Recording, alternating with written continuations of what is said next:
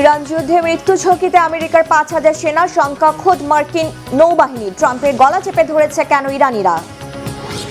অস্ত্র গোলা বারুদ সংকটে যুদ্ধে বেকায়দায় থাকা আমেরিকা চায় হরমুজের দখল। কি বলছে ইরান? ট্রাম্পের স্বপ্ন কি দুঃস্বপ্ন হবে?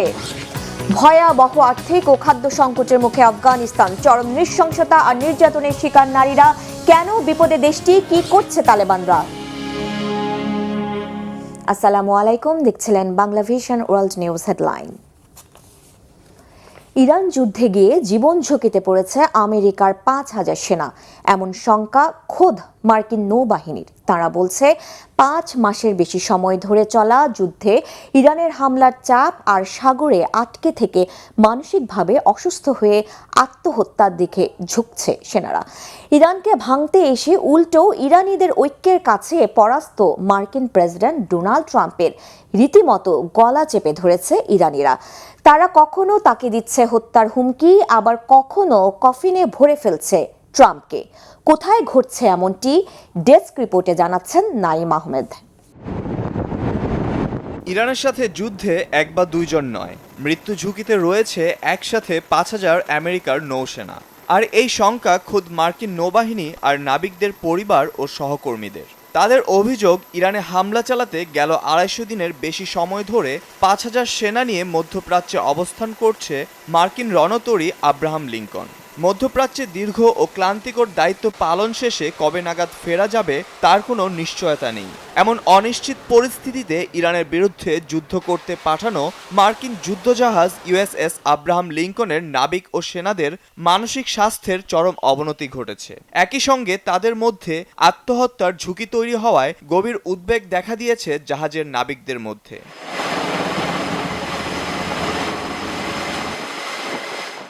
তবে উল্টো চিত্র ইরানের। দেশটির শাসন ব্যবস্থা পরিবর্তনের জন্য আমেরিকা সেখানে হামলা চালালেও এটি বরং ইরানিদের করেছে আরও ঐক্যবদ্ধ, যার প্রকাশ ঘটছে তেহরানের বিলবোর্ডগুলোতে। কি আছে তাতে? রাজধানী তেহরানের আজাদি স্কোয়ারের সামনে বিশাল বড় বিলবোর্ডে মার্কিন প্রেসিডেন্ট ট্রাম্পের গলা চেপে ধরার ছবি। মার্কিন প্রেসিডেন্টের বেপরোয়া এই যুদ্ধের প্রতিশোধ নিতে কতটা বেকুল ইরানিরা, তারই প্রকাশ যেন ঘটেছে এই ছবিতে। তবে শুধু এই ছবি নয়, কিছুদিন পরপরই বদলে যায় এই বিলবোর্ডের ছবি। কখনো কফিনে বন্দী হয়ে আছেন মার্কিন প্রেসিডেন্ট ডোনাল্ড ট্রাম্প, আবার কখনো ইরানে চালানো মার্কিন হামলায় মারা যাওয়া সাধারণ ইরানিদের প্রতীকী রক্তমাখা বিলবোর্ড।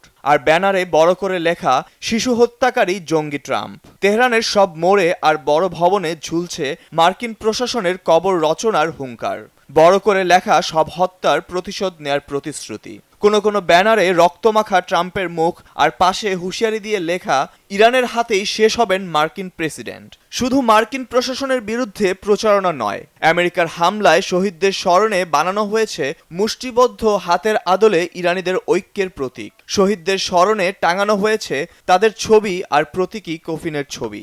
বলা হয় একটি ছবি হাজার শব্দের সমান, আর এসব ছবিই যেন বদলে দিচ্ছে লাখো হাজারো ইরানির মনের ক্ষোভের কথা। ট্রাম্প বারবার বলেছে ইরানের জনগণকে বাঁচানোর জন্য এই যুদ্ধ শুরু করেছে, যা সম্পূর্ণ মিথ্যা। তারা নিজের আর তাদের মিত্রদের লাভের জন্য হামলা চালিয়েছে। আমরা চাই ইরানের উচিত প্রতিরোধের বদলে আরো আক্রমণাত্মক ব্যবস্থা নেওয়া।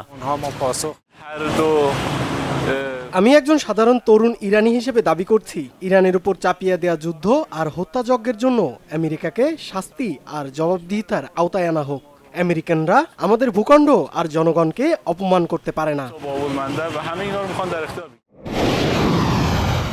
গেল ৬ মাস ধরে চলা যুদ্ধে হরমুজ প্রণালী বন্ধ থাকায় বেহাল দশা ইরানের অর্থনীতির। নিত্যপণ্য আর জ্বালানির দাম বেড়ে যাওয়ায় বেকায়দায় দেশটির সাধারণ মানুষ। তবে ইরানের স্বার্থে আঘাত আসবে এমন কোনো চুক্তি চায় না তারা। তাদের একটাই দাবি, যত চাপই আসুক ইরানের সম্পদ আর অধিকার রক্ষায় খামেনির প্রশাসনের পাশে আছে তারা।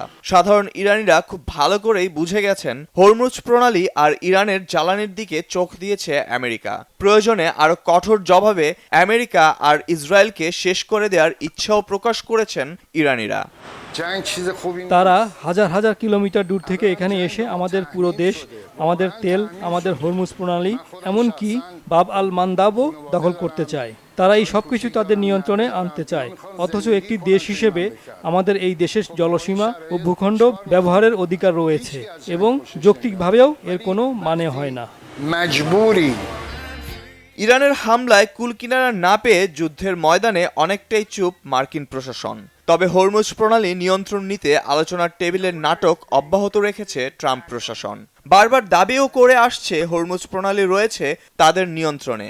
এমনকি এই জলসীমা নিজেদের করে নিতেও মরিয়া মার্কিন প্রেসিডেন্ট ডোনাল্ড ট্রাম্প। তবে বরাবরের মতোই ইরান জানিয়েছে এই ভূখণ্ড আর জলসীমা ইরানের এবং এর নিয়ন্ত্রণের অধিকারও ইরান সরকারের। ইরানের পররাষ্ট্রমন্ত্রী আবারও মনে করিয়ে দিয়েছেন ইরানের সব শর্ত পূরণ হলেই খুলে দেয়া হবে হরমুজ।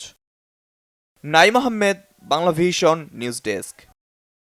আমেরিকা হরমুজ প্রণালী দখল করবে তো দূরে থাক, 2029 সালের আগে জলপথটি না খোলার হুঁশিয়ারি দিয়েছে ইরান। মার্কিন প্রেসিডেন্ট ডোনাল্ড ট্রাম্পের হরমুজ প্রণালী দখলের হুমকিকে কানে তুলছে না তেহরান। বিশ্লেষকরা বলছেন, অস্ত্র গোলাবারুদের সংকটে বাস্তবে যুদ্ধ হেরে বসে থাকা মার্কিন বাহিনী হরমুজ দখল তো দূরে থাক, এর আশেপাশেও টিকতে পারছে না। হাফিজুল ইসলামের ডেস্ক রিপোর্ট। হরমুজ প্রণালীকে আমেরিকার নিজস্ব ভূখণ্ড হিসেবে ঘোষণা করার হুমকি দিয়েছেন মার্কিন প্রেসিডেন্ট ডোনাল্ড ট্রাম্প। গত 14 আগস্ট নিউ ইয়র্কের গার্ডেন সিটিতে আয়োজিত এক সমাবেশে সমর্থকদের উদ্দেশ্যে দেয়া এক ভাষণে তিনি জানান, ইরানকে সম্পূর্ণ পরাজিত করার পর এই আন্তর্জাতিক নৌপথের পুরো নিয়ন্ত্রণ নিয়ে নেবে ওয়াশিংটন। ট্রাম্পের দাবি, চলমান যুদ্ধে ইরান চরমভাবে হেরে চলেছে, অথচ গোলাবারুদের সংকট আর ইরানের শক্ত প্রতিরোধের কাছে রীতিমতো মার খাচ্ছে আমেরিকা। তারপরেও হরমুজ প্রণালী দখলের দিবাস্বপ্ন দেখছেন ট্রাম্প। কিন্তু মার্কিন প্রেসিডেন্টের এমন হুমকি পাত্তা দেবে কি ইরান? ইরান কিন্তু আসলে খুব বাজেভাবে হারছে। আমরা যখন ওদেরকে পুরোপুরি পরাজিত করব, তারপরই আমি হরমুজ প্রণালীকে যুক্তরাষ্ট্রের একটি ভূখণ্ড হিসেবে ঘোষণা করব। আসল কথা হলো, আমাদের কাছে এখন পুরো অবরোধের নিয়ন্ত্রণ আছে। আমরা না চাইলে কোনো জাহাজই হরমুজ দিয়ে পার হতে পারবে না। মধ্যপ্রাচ্যে চলমান যুদ্ধের উত্তেজনার মাঝেই বিশ্বের সবচেয়ে গুরুত্বপূর্ণ তেল পরিবহনের রুট নিয়ে ট্রাম্পের এমন আগ্রাসী মন্তব্যের কড়া জবাব দিয়েছে ইরান। তেহরানের শীর্ষ এক মন্ত্রী সাফ জানিয়ে দিয়েছেন, কোনো টুইট বা বিমানবাহী রণতরী দেখিয়ে হরমুজ প্রণালী দখলে নেওয়া যাবে না। ইরান কোনো সামরিক হুমকিতে পিছিয়ে আসবে না। আন্তর্জাতিক আইন বিশেষজ্ঞরা বলছেন, হরমুজ প্রণালীকে নিজস্ব সম্পত্তি বানিয়ে যাতায়াতকারী বাণিজ্যিক জাহাজ থেকে 20% কর আদায়ের যে পরিকল্পনা ট্রাম্প প্রশাসন সেটা সম্পূর্ণ বেআইনি। বিশ্ব বাণিজ্যের অন্যতম প্রধান এই রুটে অবাধে চলাচল করার অধিকার কোনো একটি দেশ এককভাবে কেড়ে নিতে পারে না।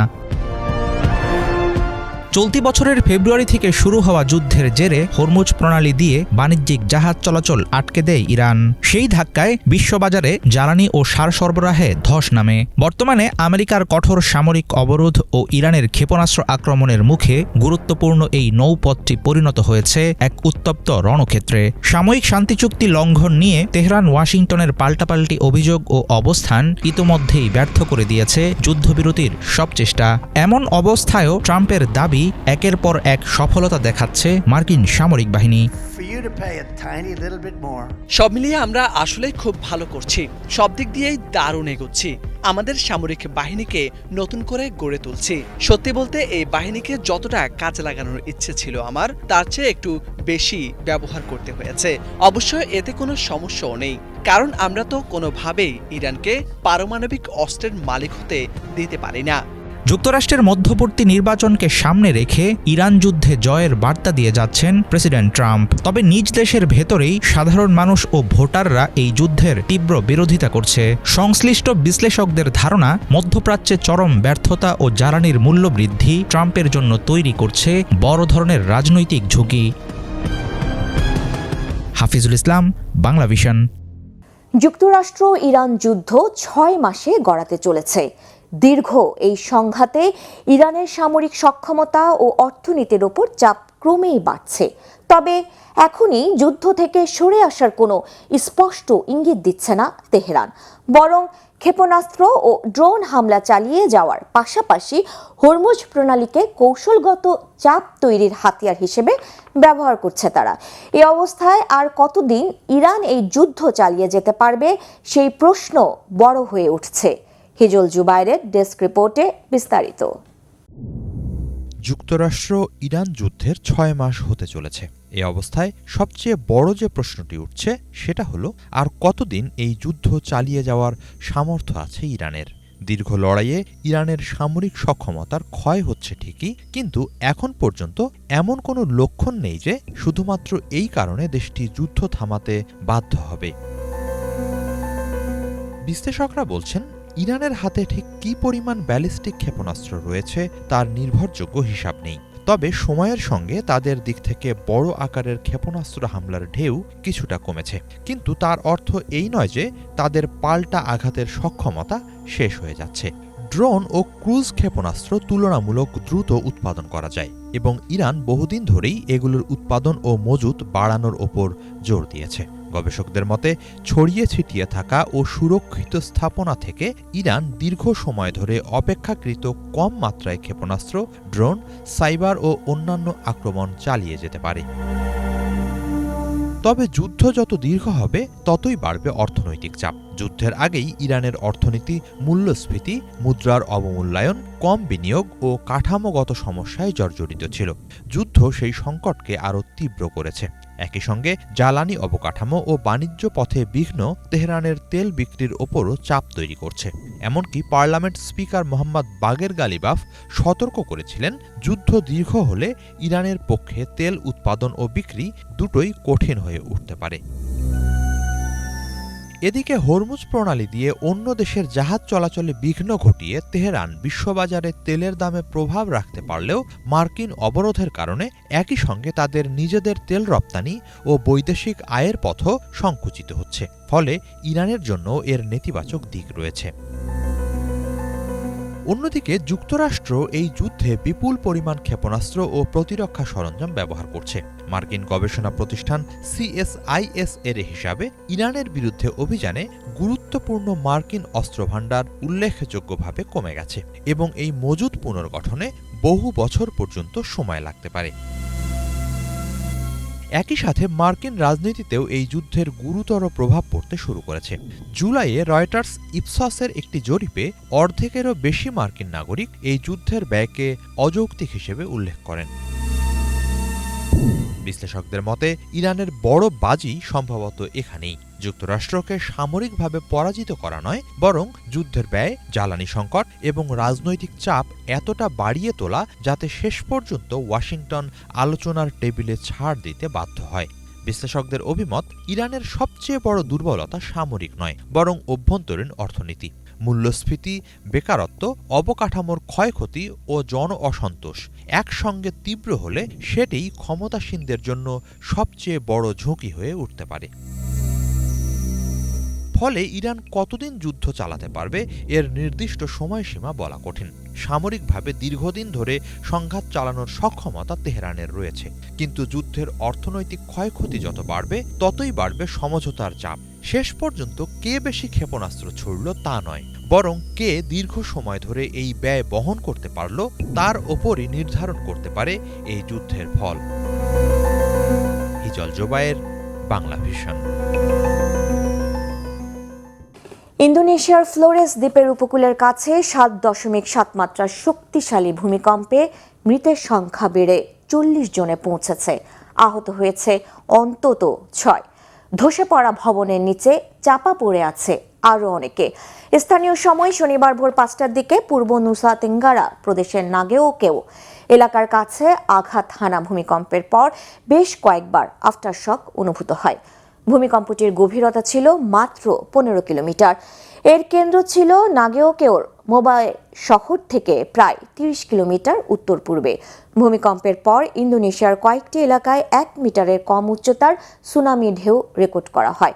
তবে ভূমিকম্পের প্রায় 3 ঘন্টা পর সুনামি সতর্কতা তুলে নেয় ইন্দোনেশিয়া কর্তৃপক্ষ। পূর্ব নুসা তেঙ্গারা, পশ্চিম নুসা তেঙ্গারা এবং দক্ষিণ সুলাওয়েসির কাছে কিছু এলাকায় ভূমিকম্পের শক্তিশালী কম্পন অনুভূত হয়।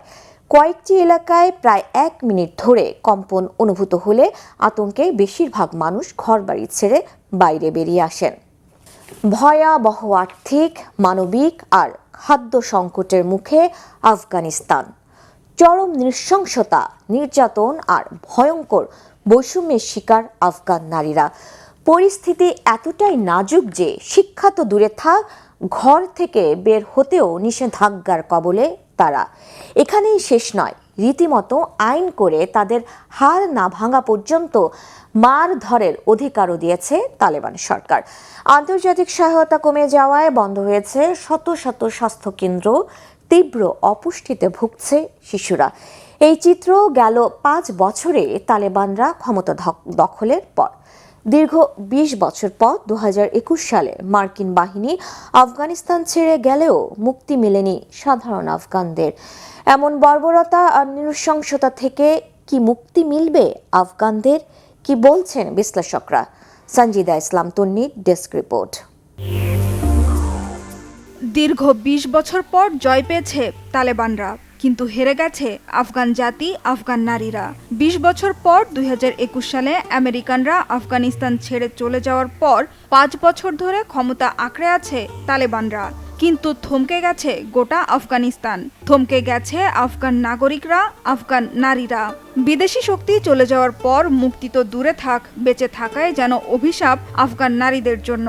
স্বাধীন দেশে লেখাপড়া করে সফল হওয়া তো অনেক দূরের ব্যাপার, এখন ঘরের বাইরে বের হওয়াও নিষেধ। বিশ্লেষকরা বলছেন আফগানিস্তান বিশ্বের একমাত্র দেশ যেখানে 5ম শ্রেণীর পর আর পড়ার সুযোগ পায় না নারীরা। কিন্তু কেন? কেন বন্দী, নির্যাতিত আফগান নারীরা? কেন তালেবানরা মুক্তি পেলেও মুক্তি মেলেনি আফগান নারীদের? কট্টরপন্থী ঘোর নারী বিরোধী তালেবানদের কারণেই আজ বেঁচে থেকেও মৃত আফগান নারীরা। এতটা নারী নির্যাতনের ভয়াবহ নজির বিশ্বের খুব কম দেশেই আছে মত বিশ্লেষকদের। বিদেশি হস্তক্ষেপ মুক্ত আফগানে এখনো নারীদের উচ্চশিক্ষার সুযোগ তো নেইই। আফগান নারীদের অর্ধেক এখন মাসে মাত্র 1 বার বা 2 বার বাড়ি থেকে বের হন। গেল 5 বছরে মাধ্যমিক শিক্ষা থেকে বঞ্চিত হয়েছে দেশটির অন্তত 24 লাখ কিশোরী। বেশিরভাগ সরকারি চাকরিতেও নারীদের প্রবেশ সম্পূর্ণ নিষিদ্ধ করেছে তালেবান সরকার। আগামী 2030 সালের মধ্যে আফগানিস্তানের প্রায় 40 লাখ কিশোরী মাধ্যমিক শিক্ষার সুযোগ থেকে বঞ্চিত হবে বলে আশঙ্কা করছে জাতিসংঘের শিক্ষা, বিজ্ঞান ও সংস্কৃতি সংস্থা ইউনেস্কো। আবারও ক্ষমতায় ফেরার পরই তালেবান সরকারের রোষানলে পড়ে নারীরা। শুরুতে নারীদের অধিকার রক্ষার প্রতিশ্রুতি দিলেও পরে মেয়েদের মাধ্যমিক ও উচ্চশিক্ষা নিষিদ্ধ করে।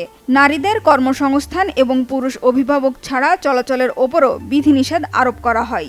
এখানেই শেষ নয়, ঘরবন্দি নারীরাও নানা নির্যাতনের শিকার। ভয়াবহ বিষয়, নারীদের ওপর নৃশংস সহিংস আচরণের আইনি বৈধতাও দিয়েছে এই তালেবান সরকার।